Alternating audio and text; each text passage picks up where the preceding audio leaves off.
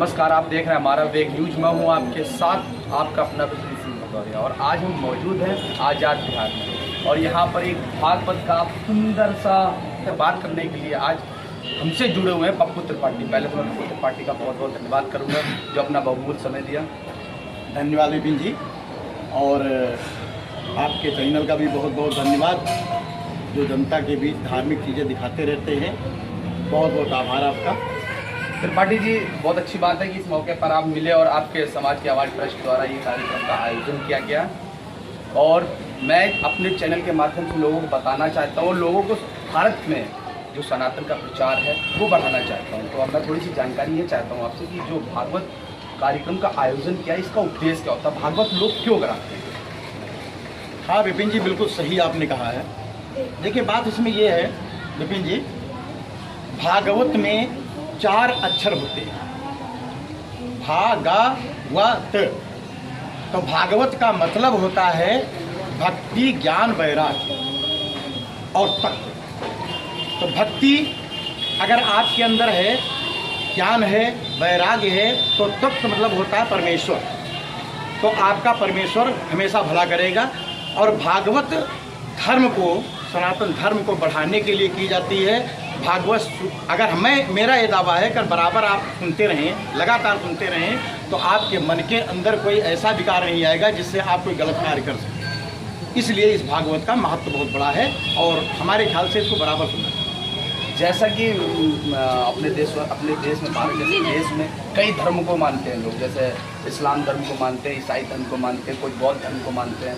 तो ये भी एक तरह से धर्म का प्रचार है, धर्म का प्रचार और प्रसार है। तो मैं धर्म के ऊपर कोई बात करना चाहता हूँ, आखिर क्या कमी है जो सनातन धर्म विलुप्त होता जा रहा है, लोगों में आस्था का भाव कम होता जा रहा है, ऐसा क्या कारण है? बहुत बढ़िया आपने बात कही है विपिन जी। बात ये है कि जो हमारा धर्म है, सनातन धर्म, ये आदि अनादि है। इसकी ना कोई कहाँ से आया, कब बना, इसका कोई सीमा नहीं है।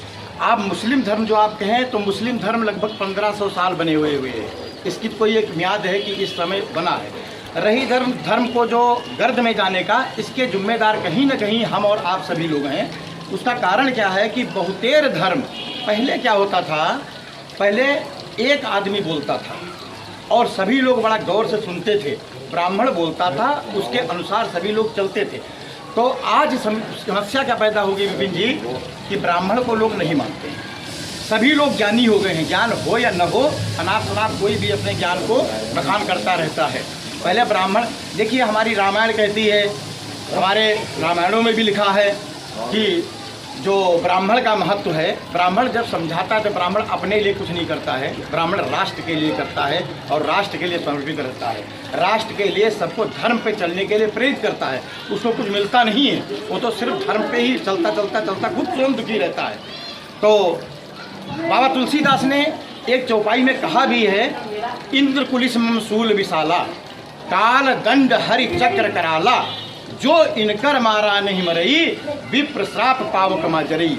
यानी जो इंद्र के कुलिस से, काल से भी न मरे, वो ब्राह्मण के श्राप से मर जाता है। क्योंकि ब्राह्मण के अंदर शक्ति थी और शक्ति से ही वो जिसको प्रवचन देता था, समझाता था, लोग मानते थे, इसे धर्म का पालन होता था। आज धर्म कितना बदल गया है। लोग अपने अपने आगे की तरफ, कोई कहता है उसमें आ जाइए, राम रहीम में, कोई कहता है ओम शांति में आ जाइए।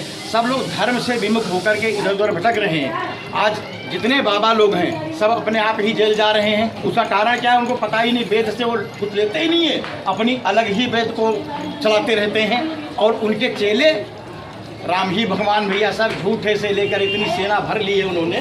और जहाँ सेना ज़्यादा होती है तो सेना में ही विद्रोह हो जाता है, आपस में ही काटमार होने लगती है। कि बहुतेर लोग, एक कहावत कही गई नहीं कि ज़्यादा जोगी मठ उजार, ठीक है जी। तो जब ज़्यादा जोगी होंगे तो मठ उजार हो ही जाएगा। जहाँ चेलाओं की संख्या बढ़ी, वो चेला गलत भर लिए, झूठे मक्कार लोग भर गए हैं। उस संत के ऊपर दोष आता है, क्योंकि संत उसकी पूजा करता है, उसको चेला बनाता है, सारा दोष उसी पे आता है, पाप उसी पे करता है, ठीक है जी। अगर घर का कोई मेंबर है, गलती करता है तो बड़े को उसका खामियाजा भुगतना पड़ता है। सेना में अगर कोई फौजी गलती करता है, कर्नल को भरना पड़ता है। इसलिए अगर चेला गलत होता है तो गुरु जी को ही भरना पड़ता है। ऐसे झूठे और चेलाओं को, मक्कारों को ज़्यादा भर्ती नहीं करना चाहिए, ये मेरा मानना है। धर्म को बचाना है अगर तो इसी के साथ बात करते हैं, जैसे धर्म में आपने इतना ज्ञान दिया, तो क्या कमी है, क्या लोगों के अंदर जागरूकता होनी चाहिए जिससे धर्म का प्रचार प्रसार हो सके? देखिए, जागरूकता ये होनी चाहिए, हमारे वेदों के अनुसार आदमी को चलना चाहिए, ठीक है। ब्राह्मण जब बोलता है, ब्राह्मण की बात को मानना चाहिए। हमारी बात कुछ लोगों को शायद बुरी भी लगे, क्योंकि जब ब्राह्मण बोलता है, आजकल ब्राह्मण की तो थू-थू हो रही, ब्राह्मण कोई मानता नहीं। विद्वान बहुत सारे लोग हैं, ज्ञान हो या न हो, लेकिन विद्वान है, ठीक है। तो इस कारण से धर्म गर्त में जा रहा है। जिस दिन ये हो जाएगा कि एक बोलेगा, हम उसकी बात को मानेंगे, उसी दिन सब कुछ ठीक हो जाएगा। डिसिप्लिन जो होती है, डिसिप्लिन होती है, डिसिप्लिन में रहना चाहिए। इसी के साथ मैं भी ये जानना चाहता हूँ, कई ब्राह्मणों को लोग रिस्पेक्ट नहीं देते हैं। कारण ये है कि वो ब्रह्म ज्ञान से दूरी बना रखी है, जैसे वो मदिरा मांस का सेवन करने लगे, दारू का यूज़ करने लगे। तो कई बार ऐसे ब्राह्मण को भी हमने देखा है कि जो भिक्षुक बनकर मांग के खा के वो दारू पीते हैं, मद्यपान भी करते हैं और मांस भी खाते हैं। तो ये ब्राह्मण के लिए ठीक है या नहीं ठीक है? हाँ, विपिन जी बिल्कुल सही आप बातें कह रहे हैं। ऐसे हमारे महाभारत में आया है कि जैसा आप अन्न खाएंगे वैसा आपका मन बनेगा। क्योंकि हमारे महाभारत में जो भी है, महाभारत युद्ध में जब कृष्ण जी गए थे तो दुर्योधन क्या भोजन नहीं किया था, क्योंकि उसका मेवा मिश्री थी। लेकिन विदुर के घर साग खा के रहे थे। वहाँ पे एक बात आती है कि आप अगर गलत अन्न खाएंगे तो आपकी बुद्धि भ्रष्ट हो जाएगी, गलत लोगों के साथ बैठेंगे तो आप गलत संगत का असर आपके ऊपर आएगा। इसलिए जो है ज़्यादातर कोशिश करना चाहिए ब्राह्मणों को कि किसी के घर भोजन नहीं करना चाहिए, जो इज्जत से बुलाए उसी के घर खाना चाहिए। कई बार क्या होता है कि पूरे दिन पूरे साल गालियाँ देते ब्राह्मणों को, और जब कोई मर जाता है तो कहते ब्राह्मण को बुला लीजिए, तेरे में खिलाना, हमारे पिताजी को स्वर्ग भेजना है। अरे भाई, पिताजी को स्वर्ग कैसे भेजोगे जब तुम जीवन भर गाली देते हो उन्हें, और एक दिन के लिए तुम बुलाते हो और दक्षिणा में 10 रुपये देते हो। अरे 10 रुपये प्लेटफार्म टिकट मिलता है क्या विपिन जी? ये बताइए भले, स्वर्ग कैसे पिताजी तुम्हारे चले जाएंगे, ये बताइए। तो कि ऐसे लोगों से ब्राह्मणों को दूरी बना के रखना चाहिए और अपने संयम बरतना चाहिए। जब दूरियां बनाएंगे तो इज्जत बढ़ेगी, समाज बढ़ेगा और उनकी वैल्यू बढ़ेगी। समय को देखते हुए हम ये बात यहीं पे ख़त्म करते हैं और आगे फिर मुलाकात करेंगे। और मेरे चैनल के माध्यम से आप जनता से कुछ कहना चाहेंगे? हाँ, मैं ये कहना चाहूँगा विपिन जी, आपका चैनल बहुत बढ़िया है और बहुत भक्ति लीन रहता है। हमेशा लोगों को सही शिक्षा देते रहते हैं, समाज को सच्चाई दिखाते हैं, समाज को आईना दिखाते हैं। ऐसे विपिन भदौरिया जी का बहुत बहुत धन्यवाद, बहुत बहुत आभार। ये थे हमारे प्रबुद्ध पार्टी में विपिन सिंह भदौरिया, आकाश तिवारी।